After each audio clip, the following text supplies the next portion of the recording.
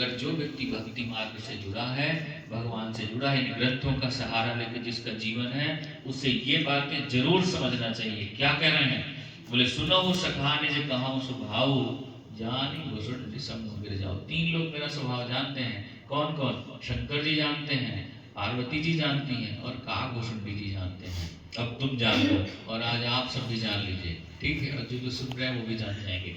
बोले क्या? बोले जो नर होय चराचर द्रोही, आवे सभय शरण तक की मोही। अगर कोई भी व्यक्ति चाहे भले वो चराचर का पूरे विश्व का द्रोही क्यों ना हो, लेकिन इसके बाद अगर वो मेरी शरण में आ जाए, तजी आए कैसे? ऐसे नहीं कि ऐसे चला आप, कैसे आना है? तजी मद मोह कपट छल नाना। इन चीजों को छोड़ के वहीं से आ गए। क्या क्या?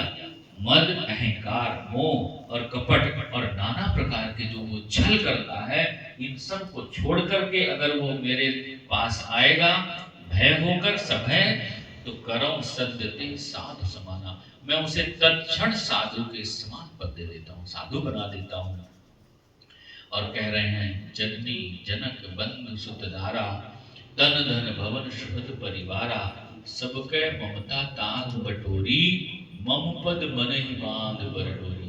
बोले जो ये माता पिता भाई बंधु धन वैभव घर और अपना शरीर, इन सब से अभी प्रीति है ना, प्रेम है, बोले इनसे प्रेम करने में कल्याण नहीं है।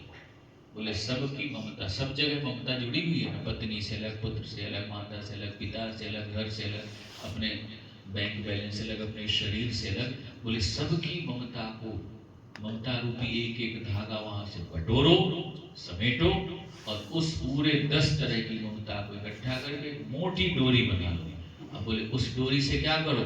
बोले मम पद, मेरे चरणों में अपने मन को उस बड़ी जो मोटी डोरी बनाए हो उससे बांध दो। ये रघुनाथ जी आदेश दे रहे हैं हम सबको, मम पद मन ही बांध बर डोरी। और क्या, कैसे हो जाओ? बोले समदर्शी। समदर्शी होने का मतलब ये है कि समान भाव सबके साथ हो जाए, ठीक है? और इच्छा कछु नहीं, न ये इच्छा है कि अब 2 ठो प्लाट हो जाए, कि 4 ठो हो जाए, कि 1 ठो गाड़ी बन जाए, कि ये गाड़ी बदल दी, कि ये घर हो जाए, कि लड़का की शादी हो जाए, कि बिटिया की शादी हो जाए, कि इसकी तबीयत ठीक नहीं है, ये बीमार है, इसकी नौकरी लग जाए। कोई इच्छा नहीं करो, ठाकुर जी के हवाले। जैसे नरसिंह जी इत्यादि का जीवन रहा, आपने सुने कथा, ऐसे साहब तो बोले ऐसे, और हर्ष शोक भय नहीं मन में। कुछ अच्छा हो जाए तो ना बहुत हर्षित हो जाओ, और अगर घर में चोरी हो जाए और उसके बाद नवमी आने वाली हो तो भी कहे कि नहीं कीर्तन तो होगा। हर्ष शोक भय नहीं मन मानी, तो होगा क्या साहब? दुनिया में आप बहुत रेयर सुने होंगे कि चोरी होने के बाद मिल गया सामान, है ना? बहुत ही कठिन है। पर हमारे यहाँ से हुआ, दिलीप जी के यहाँ चोरी हो गई, लेकिन और इनके यहाँ प्रत्येक नवमी को कीर्तन होता है, प्रत्येक नवमी, और 2-3 दिन पहले चोरी हो गई साहब, और सब ले गए, जितना गहना था इनके घर का सब, नगद जो रुपया था वो सब ले गए चोर। ठीक, लेकिन ठाकुर जी, अब दिलीप जी बैठे तो इस तरह बड़ाई तो नहीं करनी चाहिए इनके सामने, नहीं तो वही चाटू काटता हो जाएगी। पर आनंद आया, ये दोनों पति पत्नी निराश नहीं हुए। सबसे भय लग रहा था इनकी धर्म पत्नी का, उनके तो सारे गहने लेके चले गए, है ना? पर वो उनको भी ऐसा वो था, तो जब हमारे मेरे पास सबसे पहले मुझे ही बताया सुबह सुबह फोन करके कि ऐसा ऐसा हो गया है। हमने कहा अच्छा ठीक है, ये लोग कहीं बाहर थे, चोरी हो गई। तो इनकी, अच्छा ये लोग कथाओं में सुनते रहते थे, एकादशी में आते हैं कि भगवान अगर अपने तरफ लिए हैं तो ये धन हानि जन हानि जरूर कराएंगे। तो ये दोनों सब सुनते थे ये कथा, और भगवान जिसे अपना मानते हैं उसका सब छीनते हैं, ठीक है? तो इनकी पत्नी से जब मेरी बात हो रही थी तो बोली कि उमेश जी, अब तो लगता है कि एक कदम हम भगवान की तरफ आए तभी ये घटना हमारे घर हुई।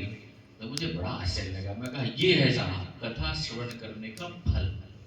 जिस स्थिति में उनको 10 लाख का सोना, पूरा गहना जिस महिला का चला जाए, उसे तो रोना पीटना शुरू कर देना चाहिए। अब वो इतना विशुद्ध ज्ञान की बात करें कि उमेश जी अब तो हम एक लाइन आगे बढ़ गए ना, भगवान तो रिमांड में लिए तभी ऐसा हुआ। आनंद आ गई बात सुन के। और कुछ दिन बाद इनके घर में कीर्तन था, और इनके सास ससुर भी आए थे। उस कीर्तन की हाल बताऊं आपको, तो मुझे लगे कि इनके जो पत्नी के माता पिता को कहीं ये न लग रहा हो कि कीर्तने वाले आते हैं, यही सब आज इनके अब आज जैसे इनके यहाँ बैठे तो हमको ये वाला भी कमरा दिख रहा है, इधर भी दिख रहा है, इधर भी दिख रहा है ना। कल कोई आदमी बोलते भाई आता कौन कौन था है ना। तो मेरे को ये लगे, लेकिन धन्य है उनकी पत्नी के माता पिता की, भी कोई संदेह नहीं।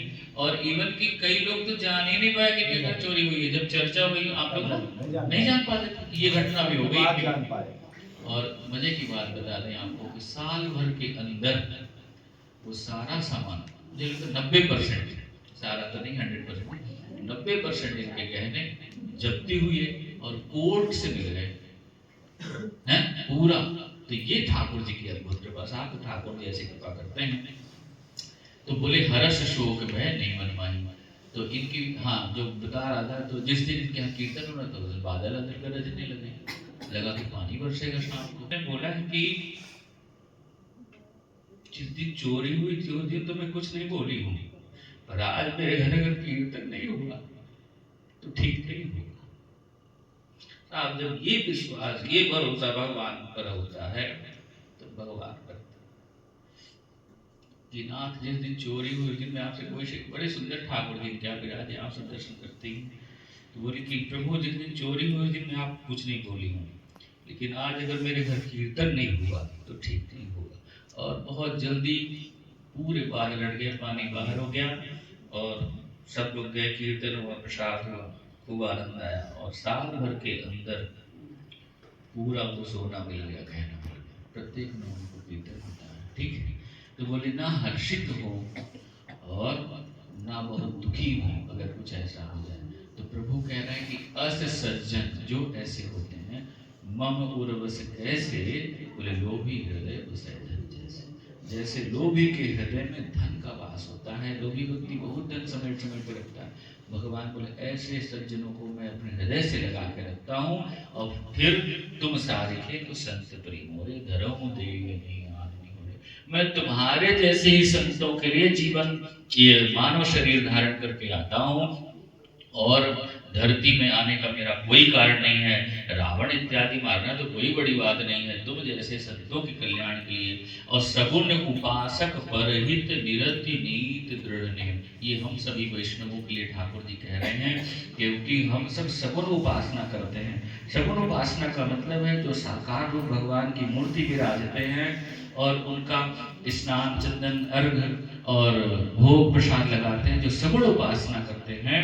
तो सगुण उपासक और परहित दूसरे के हित में लगाओ, निरत नीत दृढ़ नेम, नीति के हिसाब से जो जिसके लिए बताया गया है मार्ग, उसके हिसाब से जो अपना जीवन जीता है। बोले ते नर प्राण समान मम, वो सब मुझे प्राणों के समान प्रिय हैं, जिनके द्विजपद प्रेम, जो ब्राह्मणों के चरणों से प्रेम करते हैं साहब। इसलिए ब्राह्मण पूजा, ब्राह्मण भोजन जरूर कराना चाहिए, साल में 2-4 बार 10 बार, ये प्रयास हो महीने में 1-2 बार तो जरूर बुलाए। कि एक आध महीने हो गए और हमारे घर कोई ब्राह्मण नहीं पधारा, कोई भोजन नहीं किया, किसी वैष्णव को प्रसाद नहीं हुआ।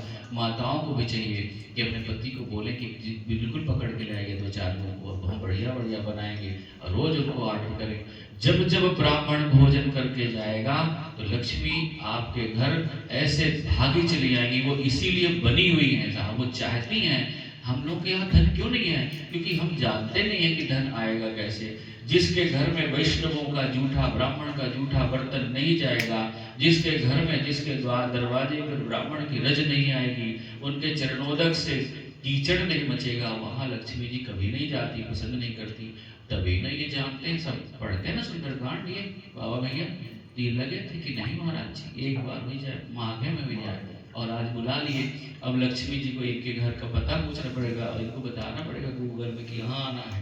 ठीक है, हाँ। तो मैं माताओं से प्रार्थना करता हूँ कि है ना, कि सबको खूब खिलाएं खूब। और अभी तो हाँ, चूंकि लगे हाथ की भी चर्चा कर लूं, खट्टी